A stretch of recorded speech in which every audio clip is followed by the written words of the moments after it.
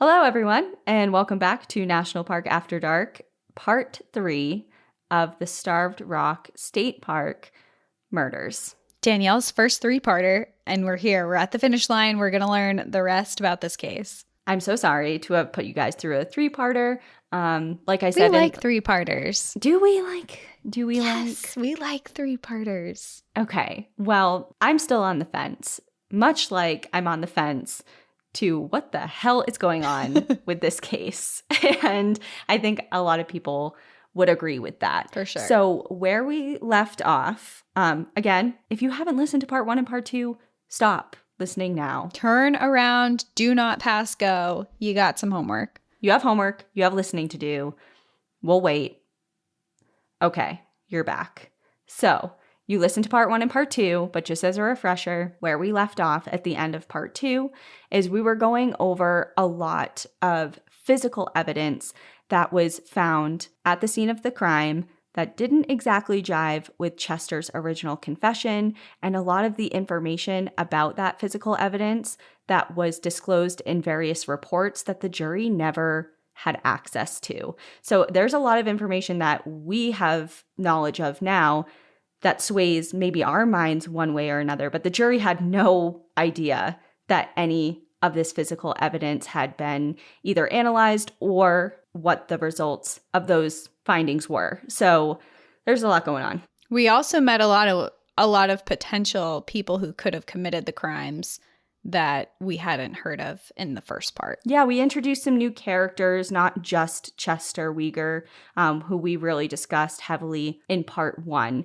So there's a lot of moving parts. There's a lot of things happening. Obviously, part 2 did its duty, but now we're in part 3 and we are finally getting into, I don't want to say the meat of the story because everything is pertinent, but the thing that really ended up sending Chester to prison in the first place, and that was his confession. This is really what got him. This is what I've been waiting for, because I know, and we haven't talked about it yet, but I know that in so many cases, especially when someone is being hammered for hours and hours and hours and they're being fed information, they're finally, a lot of times we see all the time in cases, police are like, just tell us what happened. We'll help you out. We'll get you out of here. Just tell us what happened. You won't have to be here anymore. So eventually, after hours and hours of interrogation, people snap and they're like, okay, I did it. This is what happened. Can I go home now? And That's kind of what I feel like is about to happen with Chester. Yeah. So we've already mentioned a bit about how some of the physical evidence isn't quite jiving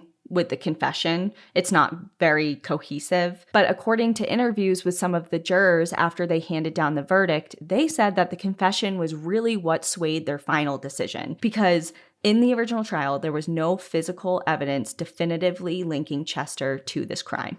It was mainly his confession that really were like, okay, well, he admitted to it and he reenacted it. So there's also that. You can't make someone reenact a crime. Clearly you can, but no matter if you're innocent or not, if someone's going to make you act out murdering someone and then show a jury that, everyone now can literally picture you murdering someone. Right. It's all over. It's published the pictures in the fucking paper. Yeah. And he's if you look it up, he's in this, it's not a straitjacket, but it looks like kind of like a white straitjacket type of thing. His hands are in front of him. He's shackled and he's on, it looks like a leash, like a metal chained leash. And he's being dragged around the scene of the crime, reenacting how he brutally beat people to death and where he positioned them and what he did. How can you not think he's guilty? And I know. And seeing something like that, that is literally presenting someone as this person is guilty. Here's a visual to show you. And we're not going to tell you the little things that we know that would cast doubt on that assumption. Because look at him murdering. Look at him. Yeah. He clearly did it. And they actually, this is a complete side note, but remember he had 2 young children and a wife at the time? Yeah. His daughter was, I think she was 3 at the time, because John Wayne, which was his son, was like an infant, but she was like a toddler. And his family would go support him in trial, and they eventually banned them from coming to support because the kid was really cute and he was being really loving towards his daughter. And they're like, we don't want the jury to see that. That he's a person and that he has a family. And yeah. So anyway, okay. Fair. So back to this whole thing. As we've discussed, the jury didn't have the knowledge of many of the reports and details that we have been going over. So to them, this confession was super key. It was a huge part of their final decision. And one of the biggest parts to that was the detail of the red and white plane. So according to his confession, Chester said the entire reason that he dragged the bodies into that small cave was to avoid any witnesses from that low-flying red and white plane that was kind of in the area that day. After mentioning that detail, originally when being questioned, law enforcement went to the local airfield to check the fly logs. And sure enough, a pilot who flew a small red and white striped aircraft did fly over Starved Rock State Park on March 14th. So if Chester was not there, how would he have known that? That seems pretty damning. But you said in the first episode that the police fed him that information. Potentially, yes. And it also, so turns out Bill Dummett was part of the Air Club and was very friendly with this particular pilot and often attended events together. They were a part of this club. They were friends. So this might not have even happened? No, it definitely happened.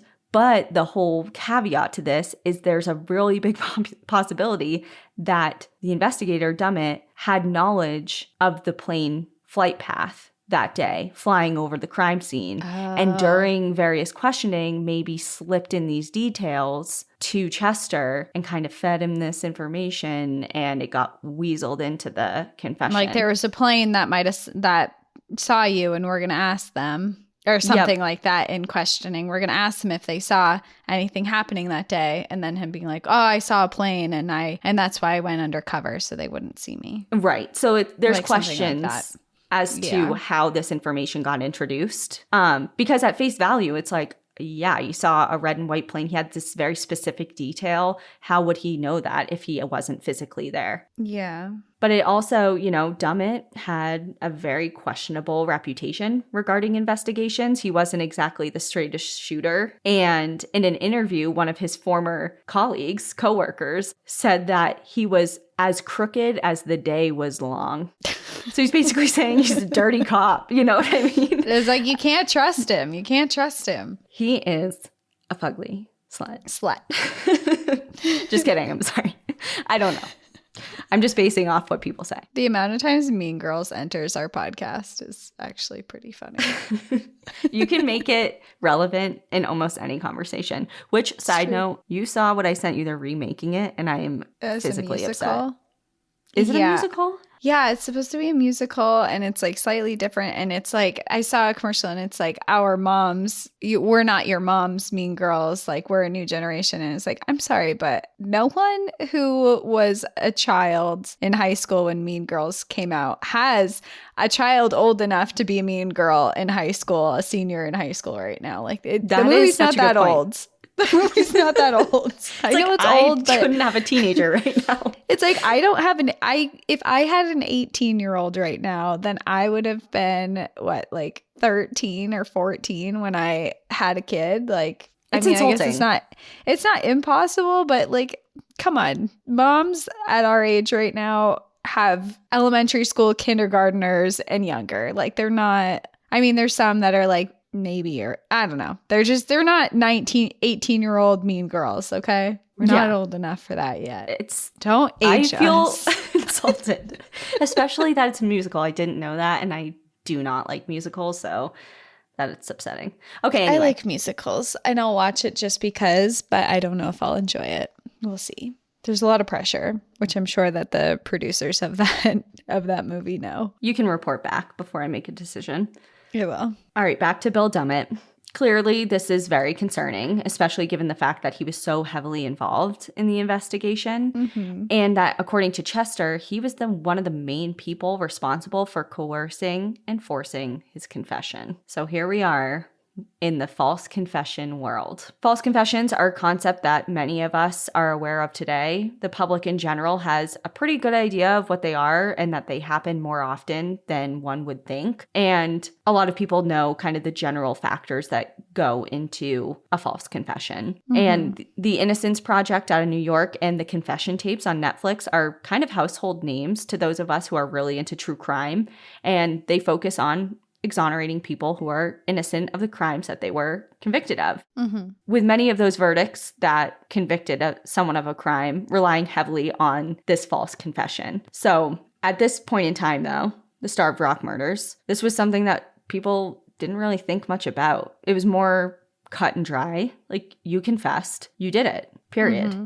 It's like, well, a lot of people have a hard time wrapping their mind around why would someone confess to something that they didn't do? Especially something so brutal. Horrific. Yeah. But we're learning more and more that a lot of this is intimidation tactics. And a lot of it is that people are being promised things or they're being warned, they're mentally being broken before these confessions are coming out, which is why it's now becoming illegal. And there's counsel and things that are getting involved that are like, you cannot question someone for 12 hours straight with no food or water and turn the AC up to 40 degrees in the room or turn the heat up to 105 and then try and get a confession out of someone, because I mean, more or less likely you're gonna get some type of confession eventually if you're wearing someone down so much, whether they did it or not. Physically, emotionally, mentally, all of the above. If you're telling someone, if you don't tell me what you did right now, then you're going to be going to jail for a really long time. If you tell me right now, you can go home. And after like 15 hours of that, especially some of these people are really young. I mean, we're hearing this from like 18, 19-year-old kids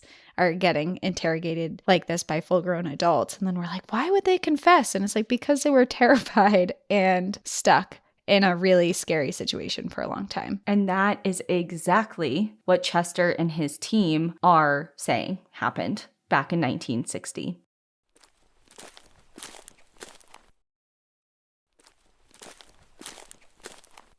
So factors that you just pretty much laid out that go into a false confession are centering around intimidation factors and fear-based factors and false promises. So all of these, Chester claimed, happened to him during his 24-hour interrogation. Lack of education is also something that goes into that. You have no idea what your rights are, how the legal system works. He dropped out of school as a sophomore in high school.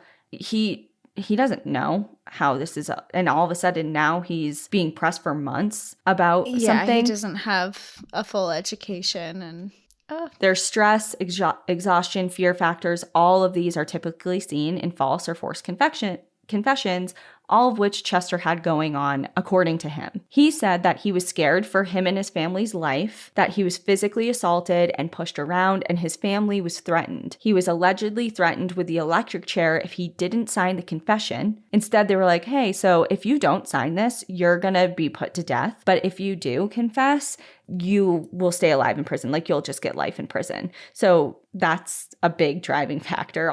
Obviously, he doesn't want to die. Mm-hmm. And then he also went on to say that he was physically abused with a flashlight while he was handcuffed and couldn't fight back during his interrogations. But that part, the physical part, came out later, like in the early 2000s. He originally didn't say that. Okay. Which also makes you seem like, who can we believe? No one.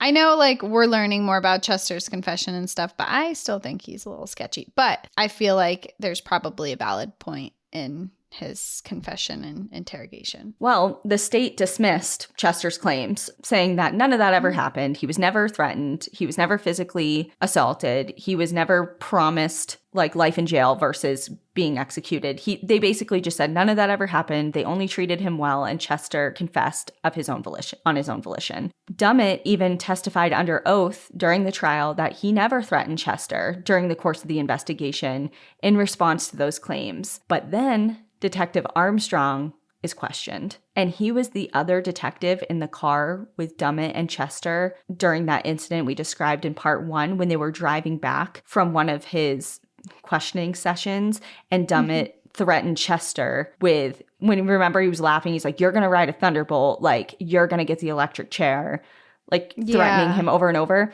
Chester was like, he was doing that to me. And Dummett under oath said, no, that never happened. But Armstrong, who was also in the car, said, actually, Chester's telling the truth. And Dummett actually threatened him at least 5 times. So under oath, this guy's lying about something that Chester's ultimately telling the truth about. Well, we did learn he was a crooked cop. Right. So that gives another thing, like, pause. That doesn't mean that Chester was beaten with a flashlight, but it also means that he was telling the truth about being threatened. So, which means we have to investigate the other things that he's saying. Exactly. And the other thing about the confession, according to the state, when Chester confessed, they were immediately just like transcribing it, immediately writing down his whole confession, and then they printed it out and he signed it. Yet Chester claims that the detectives already had a typed out and written confession and presented it to him and then went over the details with him, and then he signed it. So that order of events is a little sketch as well. Oof. That would explain all the details he has if the police wrote it for him and then made him sign it. Is this right? Yes or no? And he's like, yeah. And that also goes into the fact that, like, it's okay. So if that happened, I mean, his confession happened before the reenactment regardless. But if that happened and they went over it like line by line and they were like, all right, get up, let's go reenact it immediately within like 3 hours. And then he was reenacting everything that they just went over in this 9-page confession. Chester's claims was that the reenactment was completely choreographed. He was fed information by police detectives who, according to him, framed him. So that could explain why he knew those details, like when he was reenacting it, how he knew all those things. And the reason he said, I mean, a lot of people have questioned him from the beginning up until now, why would you agree to confessing and reenacting a crime you didn't commit? And he responded that he thought he was saving his life and keeping his family safe because he was repeatedly threatened. If he didn't confess and if he didn't show them what happened, that bad things would come to him and his family. So there's that. And then the other part that is interesting is that in part 1, remember, there was the case of the 1959 rape that the woman and her boyfriend identified him as the perpetrator. So there was 2 instances of that lineup thing. So the first was a physical lineup that the boyfriend identified him, or well, technically that was the second. And then the first was a series of mugshots that the young woman identified him in. And that seems extremely damning. I mean, she screamed when she saw him. The guy pointed him out right away. Yeah. Until you see the photo of the lineup. So, which is on Google. I'll post it. But Chester was the only young guy in this lineup. He was 21 at the time, and the 3 of the 4 other men were clearly middle-aged, and the other one was an elderly man. Oh. So he wasn't even put in a lineup with people who physically looked like a young person. So if you see that and they're like, hey, we have your guy, we're pretty sure, check out this lineup, and then these are your other options, you might be. Well, because they described their attacker as a young man, a young male, and described him. And then, so instead of putting him in a lineup with other young men, they put him in a line. It's like in one of the descriptions when somebody, I think it was Andy Hale, was talking about it. He was like, it's like putting a tomato in a lineup of bananas. You know what I mean? It's kind of like, of course he's different. One of these guys doesn't even look like he has teeth. The elderly one? Yeah. I mean, they're all elderly. And then there's Chester, and he's like 21-year-old kid. Chester, and he's like a young kid, So there's also that. Just to exemplify that there's some shady dealings going on here, kind of just like pushing people's minds one way or the other. Yeah. And during the initial investigation, when it was at its standstill, because remember, for a while, it wasn't going anywhere, law enforcement brought on outside help in the form of a guy named Bill Jansen in hopes of getting some fresh eyes on the case, maybe picking up on stuff they didn't see. This is before they started to really hone in on Chester. Mm-hmm. And Bill Jansen was a recent college graduate from Michigan State, and he had a degree in criminology, and he was just starting law school. But he ended up going on to having a very successful career in the FBI, and he later became a judge. So he was very, very smart. And before the trial, Bill Jansen had reviewed all of the documents that they had, spent months at the lodge. He ended up issuing a 40-page report of his own, independent of the investigation, just like what he has gathered from what is known. Mm-hmm. And he presented it in September September of 1960, before Chester went on trial. And obviously, I'm not going to go over everything in the 40-page report, but I have 3 bullet points from it. Number 1, he thinks that the crime was one of revenge, not a robbery gone wrong. Number 2, he believed that family, friends, and business associates who knew the victims should all be more extensively questioned, specifically those who had ties to or were associated with the city of, I think you say Moline, which is a city in Illinois where Mr. Murphy once served as an attorney. And remember, Mrs. Murphy was the one with the bruising, the fingertip missing, the injuries, and the soil stains. So he's like, something is, and the husband was an attorney. Is there somebody out to get him? Yeah. To get back at him in some way? And focused on his wife, and the other 2 women maybe were just, I hate saying this, but like collateral damage, just wrong place, wrong time type of thing. Like, what was that about? Just opportunistic, not to get caught kind of thing. Yeah. Mm-hmm. And then the third thing was he believed that although there is blood evidence on the log, the camera, and the binoculars, they were clearly used in some way. He believes that there was something else used as the primary murder weapon, which we kind of talked about before, but it was his opinion that it was either a tire iron or a steel bar of some kind because the injuries were so significant. And that's really interesting because there's also reports, autopsy reports, that noted there were traces of chrome metal flakes on the bottom of Mrs. Murphy's shoes. So if a murder weapon, a tire iron or steel bar or something that had pieces of chrome on it that flicked off and it was in the bottom of her shoe, but yet there was nothing at the scene that matched that, could indicate that there was a different murder weapon entirely that was brought to and then away from the scene. And it would also prove that this was very premeditated. Exactly. So this seems to be in the same vein of something that the media initially just kind of speculated about. It was in the headlines and then was kind of dropped, was that it was some sort of mob hit. And this is where our last kind of like potential suspect comes into play. And I say the last potential suspect, there are many more, but we're not we're not doing it. I tried to narrow it down to just like really big names that you'll see a lot when it comes to this case. Sure. His name was Harold Smokey Rona. Back in the 60s, Smokey had a huge reputation. He was tied to a ton of criminal activity in the area and was reportedly always in trouble in one way, shape, or form. Like if something went wrong, someone was doing something bad, Smokey was kind of involved in it. And he was allegedly part of the Chicago area's organized crime syndicate and linked to over 11 burglaries and at least 13 different murders. And this is all according to the docuseries. I personally didn't come by any documentation that verifies that, but it was in the documentary. He went on to change his tune later in life, becoming an informant in the 1980s. And the bombshell tying him to this particular murder came from his deathbed confession. According to testimony from Alice Bohm, his sister, in 2005, Smokey confessed to her that he was involved in the Starved Rock murders. According to her, based off of what Smokey told her, the women were allegedly killed in a separate nearby location, which promptly burned to the ground immediately after Chester was sent to prison, which is sus. And then the bodies were placed and staged in the St. Louis Canyon. Allegedly, $25,000 was given to Smokey for his involvement in the murders, said his sister, although the source of that money is unknown. And in a June of 2023 hearing, so just a couple months ago, Andy Hale, who is Chester's new attorney,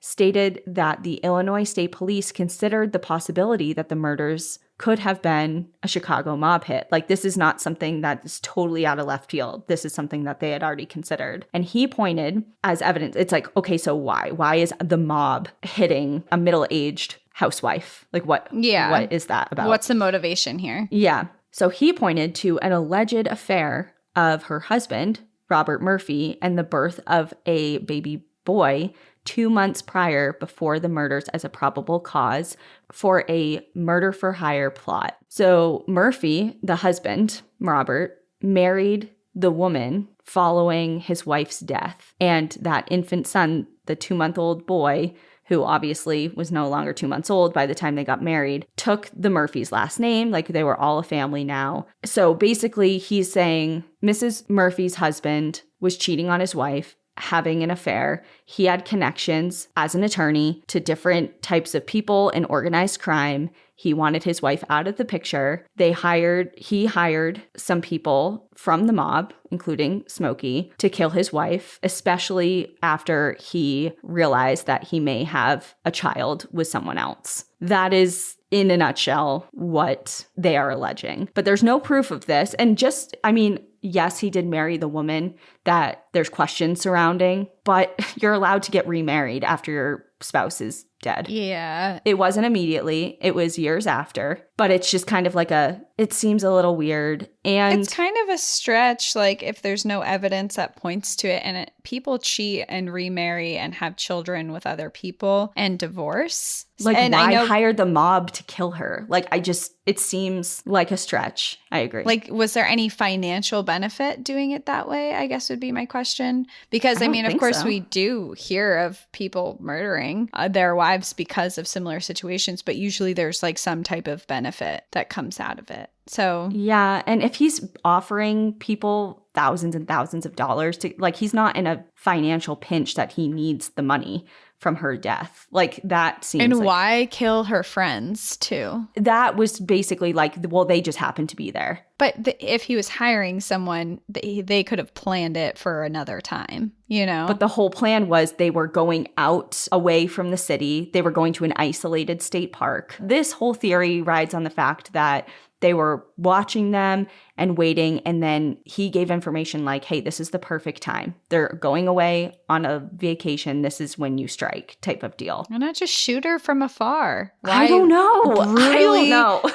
Defecate and urinate on it. Like, that just doesn't, it feels too personal to be like a paid, unless he really hated her and paid for them to like be extra brutal. But I don't know. There was talk of them, like, him trying to file for divorce. Like, they weren't divorced, but there was definitely talks of, like, it kept saying there was a lot of referral to like a bitter divorce argument. Like, she didn't want to get divorced. He wanted to get divorced. So he was like, I'm just going to kill her. So yeah, I guess I need to know more about their relationship to decide whether I believe that's plausible or not. But I don't know. I mean, we do see all the time spouses trying to kill their wives or killing their wives, but usually they do it themselves. Well, he didn't want to get his hands dirty in it. Yeah. And just as a side note, that the son that is potentially Mr. Murphy's, the one that was born 2 months before Mrs. Murphy was killed, he will not agree to a DNA test as of now. As of now, he has not agreed to any sort of DNA testing to prove that he is or is not related to Mr. Murphy. Oh, okay. Even though he's his stepdad. You know what I'm saying? It's like, it's his stepdad, but... yeah, maybe he doesn't want to do anything damning to him. Right. Or potentially damning. Exactly. Because even if he is his biological father, it doesn't mean that he hired someone to kill his first wife. Yeah. You know, it just... So I can understand him, like, being like, I am not doing that and getting involved.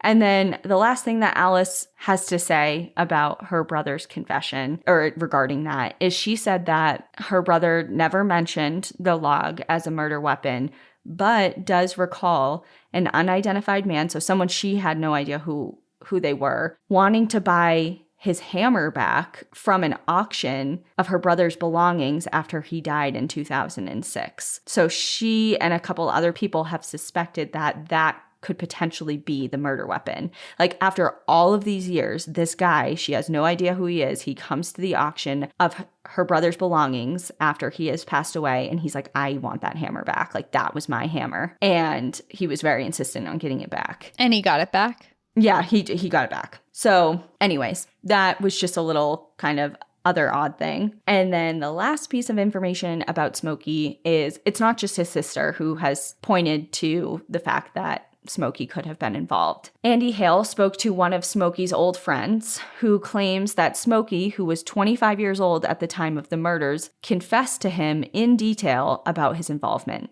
This man was Smokey's son's friend. So it's kind of like he wasn't his direct friend. He was friends with Smokey's son. He was just kind of like the dad that he knew. He grew up around. It was his friend's dad. Sure. And this apparent confession came from the mid-1990s. And according to this guy, Smokey received a call from someone who claimed that they had a mutual friend. And the caller was hoping for his help with a murder for hire. So Smokey gets this call. The guy on the other line is like, hey, we both know the same guy, and that guy is requesting our help in this murder. He went on to say that there was a Chicago businessman that wanted his wife killed, and that this businessman didn't want to be directly involved, but he wanted to orchestrate it and organize it, and he was willing to pay Smokey up to $30,000, which also tracks with what his sister originally said. And he goes on to explain that 3 men were hired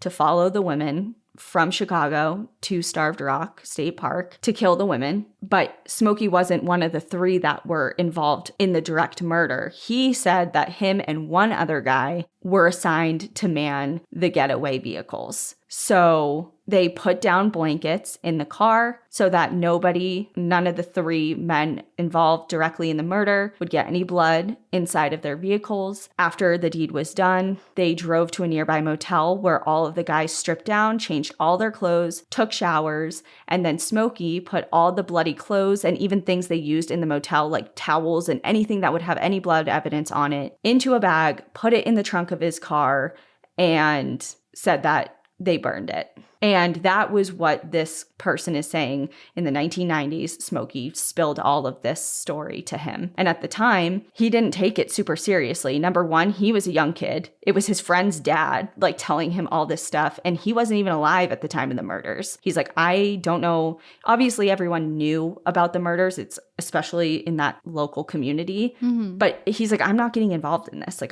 I wasn't even born when this happened. Who would I even go to for this? Right. Yeah. What? And the only reason he came forward with this information is because he had no idea there was a docuseries. He didn't know any forward motion was really going on with this case. He just thought Chester was in jail and that was that, until he heard Andy Hill's interview kind of promoting his podcast project that he was doing regarding the case. And he's like, I might have some information. Oh, okay. And now this ties into yet another piece of information that comes from a police report dated April 20th of 1960 regarding a police interview with a telephone operator named Miss Lois Zelinsk. According to this report, she had overheard a conversation between 2 parties on March 21st of 1960, so just days after the women's bodies were found. And she says in her report, quote, somewhere between 6 and 8 p.m. on March 21st, 1960,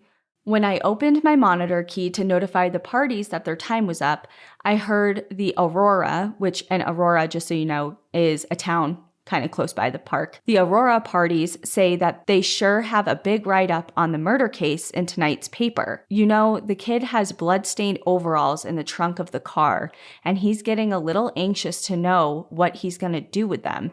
He's afraid he's going to get caught. And then the LaSalle party says, well, tell him to get rid of them. Just burn them. End quote. What? And I know. And then she goes on to say, quote, I was uncertain what to do after hearing the conversation. The rules of communication prohibit revealing anything overheard. Yet I felt very strongly that I had just overheard something extremely important. I feel this is a definite regarding being related to the murders. I have lost much sleep trying to determine the right thing to do. End quote. So this operator who accidentally overheard this really damning conversation. Yeah. I feel so bad because she's like, okay, well, according to the rules, I'm not supposed to disclose anything. But can we make an exception? Because this sounds really bad. So bad. I know. And now knowing what we know about what Smokey allegedly said to his friend and his sister, this ties it all. It goes all the way to the top. You know what I'm saying? It ties it together. It's this makes sense. So that is kind of where I'm going to end with Smokey, because he's obviously deceased. He was never charged with anything. But I'm just going to say right now, I'm not going to go into more detail about who those parties on the call were, although they do involve a pair of brothers, and the phone call is verified. Like, obviously, there's phone records, and it's confirmed that that happened that night. They know where it was coming from, who it was going to, etc. Chester was not involved in the phone call, and there's just so many details here, and there's more players that kind of get involved. And for the sake of how I'm covering this, I'm just trying to give like the very basic information. What am I? I mean, we're 3 parts in. But are you? We're 3 parts into this, so I don't know how basic it is, but kind of just a general overview. And if you want to get like very, very specific with all of the different people involved or potentially involved, the Andy Hale podcast, I'm telling you, is just like your source, because even though he is Chester's attorney right now, he's basically just going over all the court documents. That's what he's doing. Like, he's not. So it doesn't feel like a bias opinion. I feel like he definitely thinks that Chester is innocent. However, what he's presenting to argue that case is documentation like this. I mean, this report was from 1960. He's not making it up. You know what I'm saying? Yeah. And then the testimony about Smokey came from his family and friends even before Andy Hale was involved. So it's just the information that I'm talking about that he presents is hard to deny because it's fact. Those things, those people did report those things. So anyways, so if you want to know like the really nitty gritty detail, that's definitely a good place to start. And then there's the fact that the jury, at least some members of the jury, the original jury that put Chester away, have also come forward with some unsettling information of their own. According to one juror, her name is Nancy Porter, she says, quote, "I don't think that any one of us was 100% sure." But they 100% convicted him. They 100% convicted him. And she went on to say that, you know, the reason they thought that he was guilty is because he signed the confession and there was nothing to prove he did it besides that. So that was also, then it was kind of like, oh, but there was nothing else. It was just the confession. And then she went on to explain, "I was the holdout. Everyone else wanted to go home. And I finally said, oh, okay. And I didn't change my mind. But I was getting pretty dirty looks, so I just gave in. And I've been sorry ever since." So she didn't think he was guilty. Yeah. She basically was saying everyone kind of had their doubts. Like, no one was 100% sure. But she was the one that was really like giving everyone some pause and being like, well, hold on a minute. And finally, she was just worn down. And she was just like, okay, well, whatever. Yeah.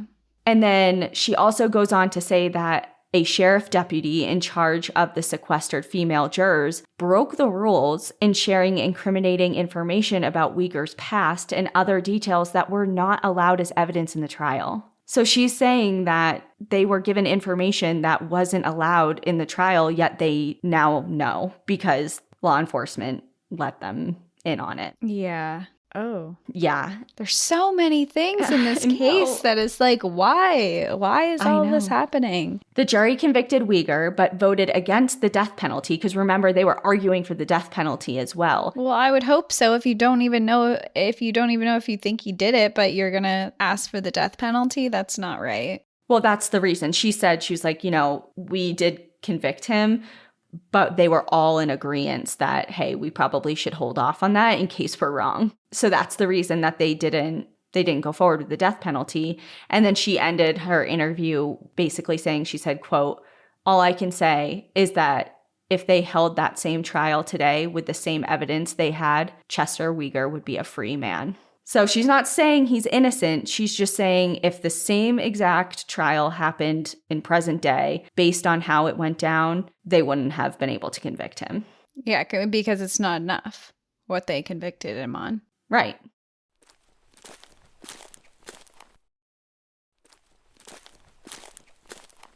But something that could prove once and for all that Chester is either guilty or innocent is, of course, DNA evidence. And several pieces of evidence still exist, and there have been pushes over the years to have them sent in for analysis, hoping that modern forensic advancements would give the Oding, Murphy, Lindquist, and Weger families definitive answers. And I do want to pause a little bit and just say, that the victims' families believe that they already have the right person. They're not like, yeah, let's really get this in. Like, we need to know. They're like, okay. They think Chester did it. Yeah. And Diane Oding, who is Lillian's granddaughter, who actually never met Lillian because she wasn't born yet. She is one of the people from the Oding family that is at like all of these hearings and trials and just advocating on behalf of her grandmother. And she said that her family supports the efforts for DNA testing and believe that the old evidence aided by modern day science would prove Weger's guilt to those who remain unconvinced.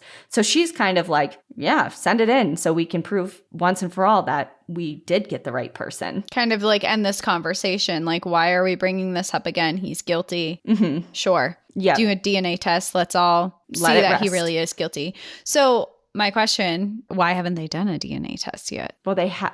I'll tell you. Oh, tell me. So prior to Weger's parole hearing that ultimately resulted in his freedom, the one in February of 2020, Diane said that she does not doubt that Weger is guilty, but she would be at peace with whatever decision comes from the parole board. So even back then, she was like, okay, this is now the 24th time that he's up for parole. If he does happen to get out, so be it. She said, quote, "We are not a vengeful family. If he gets out, it is our hope that he has been given the tools to succeed outside of prison and lives out the rest of his life in peace." Like, how big of her to say that? Because she is convinced that he did it. And yet she's like, well, if he gets out, so be it. And I hope that he has been reformed and he can, I mean, because he's elderly, he's in his 80s. Yeah, there is something to say for that. But just because you're elderly doesn't give you a pass. I mean, you took the ability for these other people to become elderly. And it's kind of like it's totally different circumstance, of course. But with the Holocaust, a lot of people, when they were finally arresting and trying a lot of these people, I mean, it's still going on today. And some people who were Nazis are being convicted and now they're in their 90s or early 100s. People are like, come on, they're just an old man now. It's like they murdered thousands of people and were completely ruthless in their youth. And that doesn't mean that they shouldn't be held responsible for that just because they look old and are more weak and feeble now. They need to pay the price for what they did. And you bring up such an excellent point, because before I really dove into all the very first thing I did was watch the docuseries with no other information yet. And just based on like a first-time person with no prior knowledge to this case watching that series, it's like you feel bad in this weird way. Who's not gonna feel bad for an old grandpa? Like, yeah. And he's crying. He's like, they took everything away from me.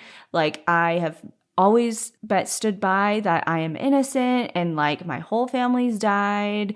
Like, I don't even really know my kids, and I've been put away for decades, and like he's this old feeble guy, and you're just like, oh God. But then you like hear all this other evidence of like, especially some of the things that he's been accused of in his past, like remember raping that little girl, and then also being maybe involved in another rape case in another state park. And then it's just like, yeah, if he was raping women, like, and that other person seemed like pretty confident that it was him too, and we have some questions about it, but honestly, I think that if you rape a woman, you should go to jail forever and not be released anyway. So I mean, and now he's murdered 3 women and put them in sexually suggestive positions, and it was brutal. If he did do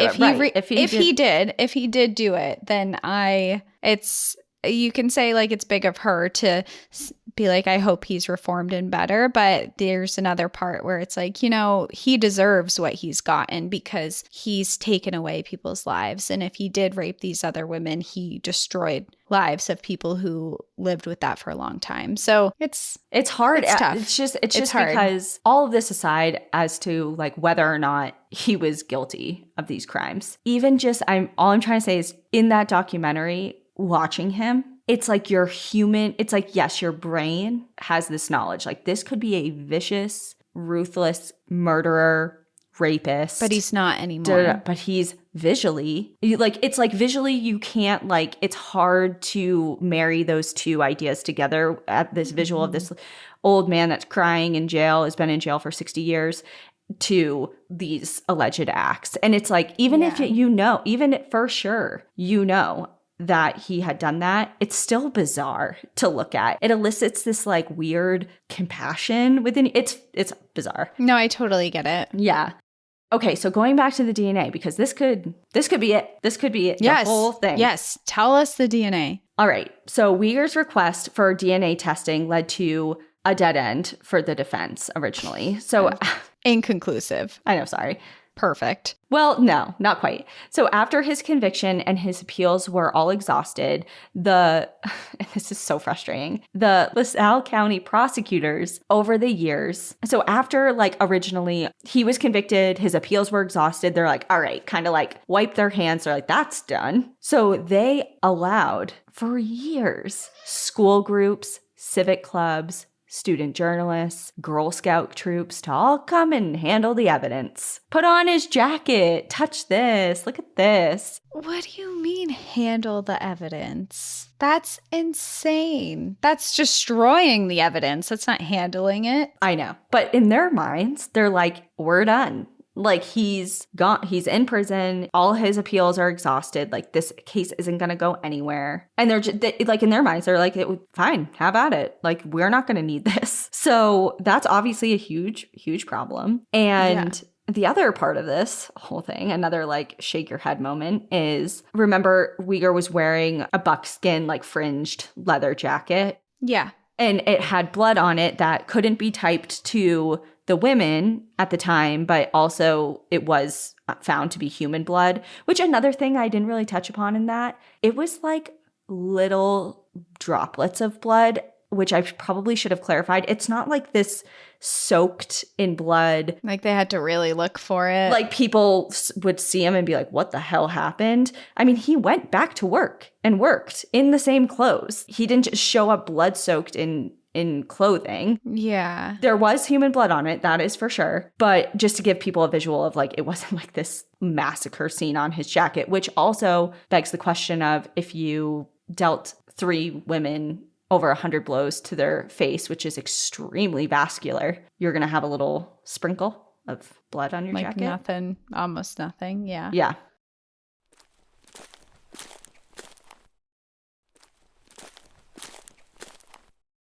So back to the jacket. It was stored in a bag with the victim's clothes, meaning that their DNA has likely already been transferred onto the coat. And before Mr. Racuglia's death in 2019, remember he was one of the prosecutors, original prosecutors. Yes. He said that the state attorney's office, quote, allowed numerous groups of individuals, including many high school classes, to view the physical evidence as part of class trips and citizen tours, end quote. The evidence would be put on display, and any individual within the group that wanted to pick up the evidence, look at the evidence, or examine it in some fashion were allowed to do so without the presence of gloves or any other protection against contamination. And then he goes on to clarify, saying that he estimates hundreds of people have come into contact with the evidence over the years. So it's completely destroyed. Well, that is what you would think, because it's definitely contaminated. Yes, it is. It's not. It is. It's not destroyed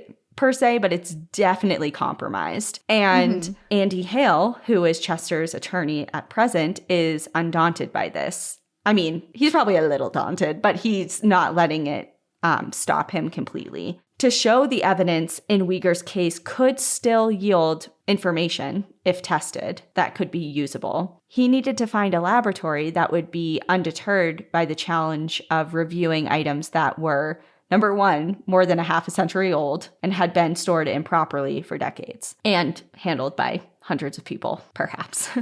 He did find that, and it was in the form of Microtrace, which is a company that specializes in the analysis of trace evidence. So tiny, like either hair, fiber, dust, pieces of paint, glass, like tiny things that can be examined underneath a microscope. And the lab has a really good reputation for doing a lot with a little bit of information, which at this point, I think is all we have left.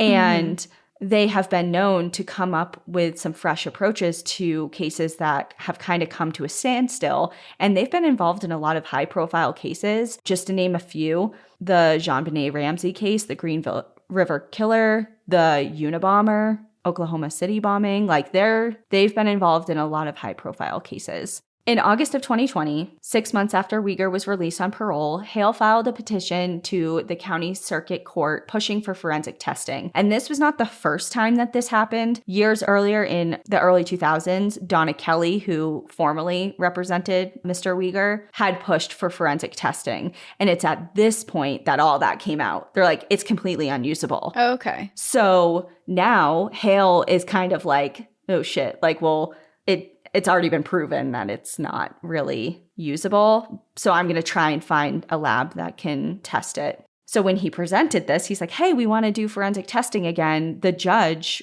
had concerns based on that earlier bid to forensic test. And then it came out that it's super contaminated. He's like, what's the point? Essentially, I'm like putting this in very layman's terms, but he's basically like, what's the point? We already tried to do this a decade ago.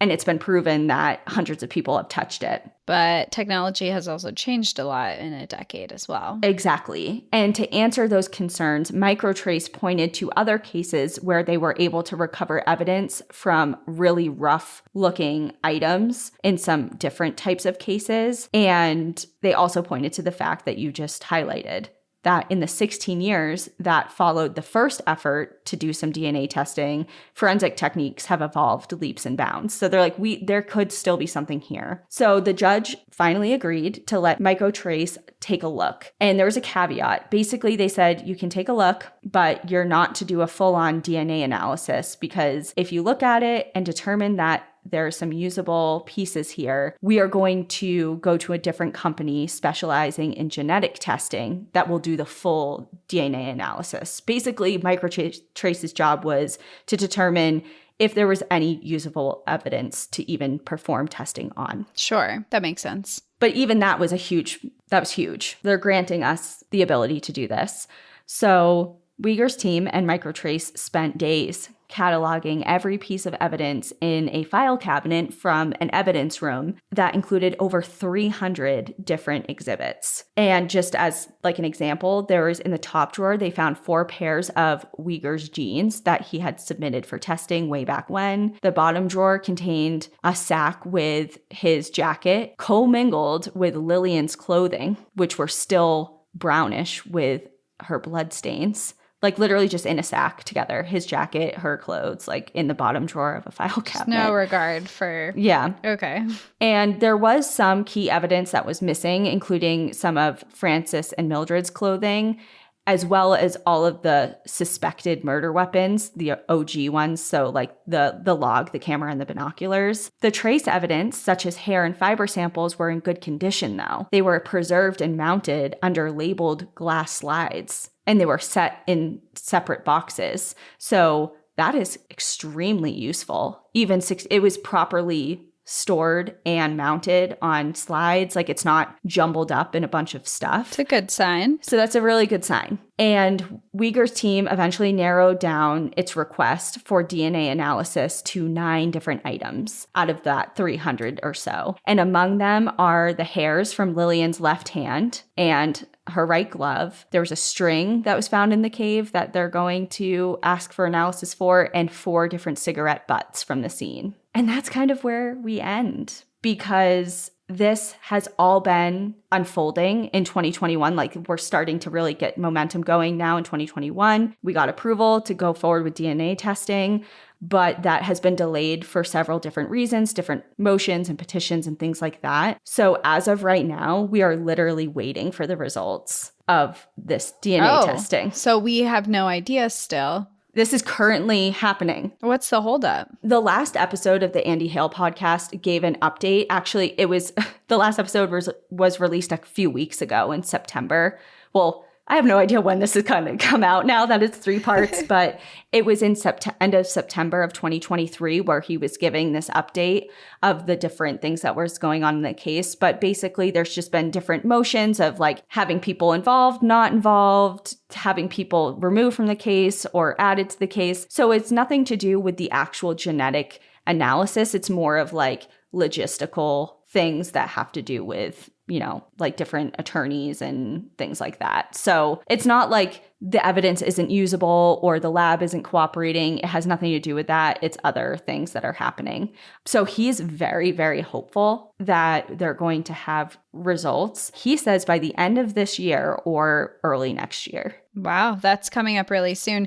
And that's really exciting for a lot of reasons because one, it could finally give us answers of whether or not Chester did it, but it could also, if the DNA is linked to anyone else whose DNA is in the system, it could tell us who did it and if there were multiple people. 1,000%. And I mean, this whole case that has spread over decades has, like I've mentioned before, really, really divided the small town community around Starved Rock State Park and beyond. It did garner national attention back when everything first started happening in the 60s, but then it kind of fizzled out. But now, especially with the new docuseries, obviously different podcasts bringing attention to it. Yeah. It's really starting to capture a lot of the public attention again. And with that comes people who have opinions on it, whether or not they believe that Chester was or is innocent or guilty. And sometimes it's not as simple as that. Like maybe he was involved in some way. Maybe he was there. He has information. He just didn't act alone. Like just because, you know, like it's not as simple as yes, he did it or no, he didn't. I think it gets a little more complicated, but... I mean, after the first episode, I definitely had opinions about him and if he did it. And I still have opinions that I think it's definitely possible that he did it. But I'm also questioning a lot of things. I mean, this case feels like it was mishandled in several different directions. It seems like there were a lot of leads that were never followed up on. And now we have DNA evidence that's going to be more... I mean, this is going to tell us, really, as long as it's conclusive and they don't come back and find it inconclusive. I know, because that's also something that could happen, you know? It's possible, yeah. I mean, I don't think I have a strong feeling either way. I think he definitely could have done it, but also my opinion is that it's very possible that someone else did and that he was serving time. And I do think it's telling for someone to have the opportunity to get parole and to be out and to still say that they're innocent, knowing that that will keep them in prison. I think that there is something to be said about that as well. So I guess we'll just find out what happens because at the end of the day, the only person who knows for real if it happened, if he was the one who did it or not, is Chester himself that's still living. So... And that's so hard. I mean, taking his word for it is hard either way for a couple different reasons. And I'm going to end this whole story with just a few bullet points of things that make you kind of raise your eyebrow a little bit. But I didn't get super deep into them because it just... I can't. My eyebrows have been raised for 3 episodes straight. Okay. So tell me some more things. Okay. I'm just going to rattle them off. I'm not even going to wait for you to respond. Okay. I'm ready. I'm just rattling them off. Let's go. Okay. It's like Number Flash 1. Trivia. I know it is. Like, get ready. I just saw you like straighten up in your chair. Okay. All right. Number 1. Harlan Warren's daughter. So Harlan Warren, we all know who he is. He's the attorney that, remember, he was doing his own investigation kind of and all that. Sketchy dude. Yeah. Yes. So his daughter found a handwritten note in his office after he passed away in 2006. It is unclear if he was actually the author of it, if he physically wrote it, but it was in his belongings in his office. And it apparently details how to frame Chester. It says, quote, "A plan to frame CW. How do you prove he was in Canyon? Demand confession, commence psychological warfare. Put a tail on him day and night. Visible, know he is being followed." That's the end of the first bullet point.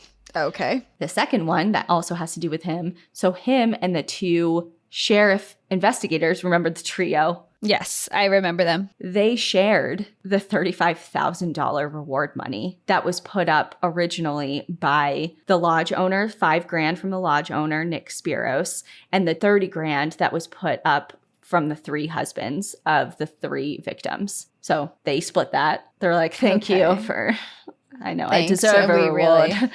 Yeah, for doing my literal job. Yep. Okay. And the next thing, we already just kind of talked about the amount or lack of blood on his jacket, Chester's jacket, and then he just like went back to work. So that little piece of information. Next, way back when he was accused of raping that 8-year-old girl, when he said that he just happened upon her and actually helped her and all of that, it came out later that he actually was probably sitting there waiting for her because he knew the pattern of his sister and her sister's friend walking home from school because they usually did that together. And when his sister went off a different direction, he attacked this young woman, sexually assaulted her. And then when he got home, he had blood all over his pants. Because remember, in his story, he's like, I gave her a piece of cloth because she was bleeding. And she put it in her underwear. He had blood. He had blood all over his pants. And he lied and told his family that he had killed a snake and it was snake blood on him. And then it comes out later that he was involved somehow in this. And he was 12 years old. He was 12 years old. She was 8. Yeah. That makes me very sad for a lot of reasons because one, a child is being raped and another child is raping a child, but also because I think that in a lot of circumstances when you see stuff like that, it's coming from abuse. Children learn abuse from being abused. So I just, that is really, really upsetting, especially that it's coming out that it's most likely that he did do this. And either way, once again, if he did or didn't, he's still changing his story. And it's showing. Not looking good, Chester. It's not looking good, man. I think Chester deserved to be in jail even if he didn't murder those women, if he was like raping and assaulting these other women. I just think that the penalty for that is not strong enough. And, you know, if he had to spend his life in prison after raping women, then, you know, maybe there was karma coming at you either way. If he did that. We're still not 100% sure. But yes, I agree with what you're saying. Yeah, if he did it, which it kind of feels like he might have. It feels like, I know. I'm just trying to be careful because it is so much unknown. And I don't want to say definitively one way or another because I don't know. But it's not looking good. I'm just saying, if one of those women came forward today and was like, it was Chester, I wouldn't question for a second. I'd be like, you know, I believe you. The next thing is his claim, which I think we talked about at some point. I don't know when. But just to reiterate, his claims of physical abuse by law enforcement came later. Remember, he originally... Years later. Yeah, originally he said on record that he was never physically harmed and he was actually given cigarettes and sandwiches and they treated him well. And then later on it came out that, okay, actually I was abused. So once again, exemplifying that he changes his story a lot. Yep. Last 2. Chester wrote a letter to his father in December of 1960 when he was at county jail awaiting trial. So he wasn't imprisoned yet, but he had been arrested and charged and he was waiting trial. And the letter seemed to be pretty cryptic, but it seemed to allude to the fact that he didn't do the murders, but he was harboring information pertaining to who did. And he would never tell about what he knows because he was fearful and wanted to keep everyone in his family safe. Like he was just kind of like, I'm going to take the fall kind of thing. I'm not going to say anything. But then in March of 2021, when Chester was literally read the letter that he wrote back to him, he denied ever writing it at all. He said that he never had any knowledge of anyone who was involved in the murders, and nor would he ever protect someone who committed a murder, even though he literally someone was reading. He can't be trusted. He can't be trusted. He can't be trusted. There's something weird going on. I don't know what it is. If it is because he committed these murders or because he does other sketchy shit, I don't know, but he can't be trusted. Yep. And then the last thing I wrote is just basically harping on that. It was a little last note I wrote to myself. It said, Chester has claimed certain things throughout the years pertaining to details of the case, recanted them, changed the story multiple times, or just flat out denying that he ever said them at all. So this leads to a lot of back and forth with a ton of different details, which obviously begs more questions. And at this point, regardless of him changing his story back and forth, it kind of changes from like maybe 30 years ago, him doing this, like, okay, we feel like you're covering something up and you're lying, to now that he's an elderly man. Can you even be, not saying that elderly people can't be trusted to recall stories accurately, but at this point, after 6 decades of mulling this case around back and forth, it being twisted and yes, no, this direction, that direction, it's like, can we even really rely on him anymore at this point? Like, is he coloring this case with different details? And is he remembering things correctly? Is he flat memory out lying? Changes over years? Yeah. Is he confused? Like, it's just, at this point, it's turned into kind of different questions of like, are you lying, or are you not all there anymore, type of thing. And we could go on and on about that because it's just, I mean, there's so many questions. And yeah, I mean, DNA doesn't lie. So it's going to come out at some point or another, hopefully, and hopefully very soon. And we can all know. Yeah. I hope that he didn't spend his entire life in prison for, well, you know, if he did. Yeah, I don't know. We'll see. We'll see what happens. We'll see what the DNA says and whether or not he was guilty. Yeah, based on the Starved Rock murders, regardless of anything else that I know is now swirling in your mind, based on those murders for what he was convicted for, because he wasn't convicted for anything else. So based specifically on these murders, I would hope that if he is innocent of that, he will get his justice. Like, he will be able to finally say, I told you so, I was never involved, if science shows that. Like, I hope that he lives long enough to be able to see that, if that is the case. But if not, like, imagine the DNA comes back and like, I don't know though, because if the DNA, and now all these people have been like shit fighting for him, and it just turns out flat out he did it. And it's just there's no question. Such a long con though, if you think about it, for him to be like, that's like you're committed to be like, I'm taking this all the way to forensic testing after 60 plus years, like knowing that you're guilty. What do you have to lose at that point? I guess, but.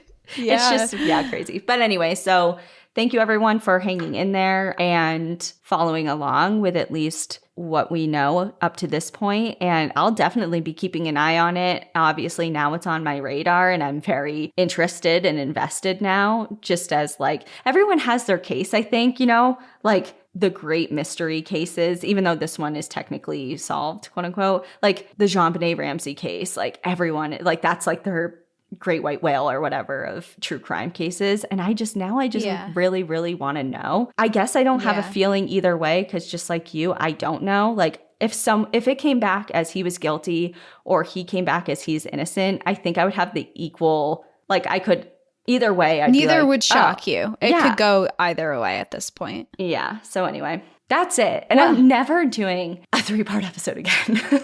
Right. I'm sure. I'm not. Mark my words.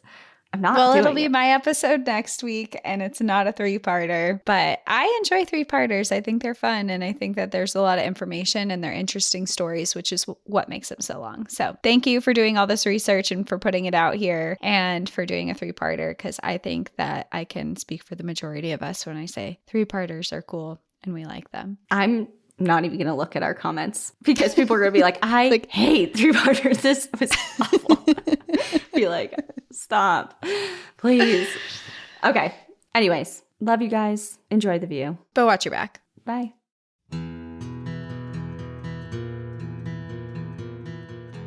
Thank you so much for joining us again this week. If you have a trail tale or story suggestion, send us an email at stories@npadpodcast.com. Follow us on Instagram and Facebook at National Park After Dark and on Twitter at NPAD Podcast. Join our Outsiders Only community on Patreon or Apple subscriptions to listen ad-free, unlock monthly bonus episodes, and exclusive content. And remember, when you support our sponsors, you are supporting our show. For our exclusive discount codes and source information from today's episode, check out the show notes. For more information on our show, our book recommendations, merch updates, and more, visit our website at npadpodcast.com. And please rate, review, and subscribe from wherever you listen to podcasts.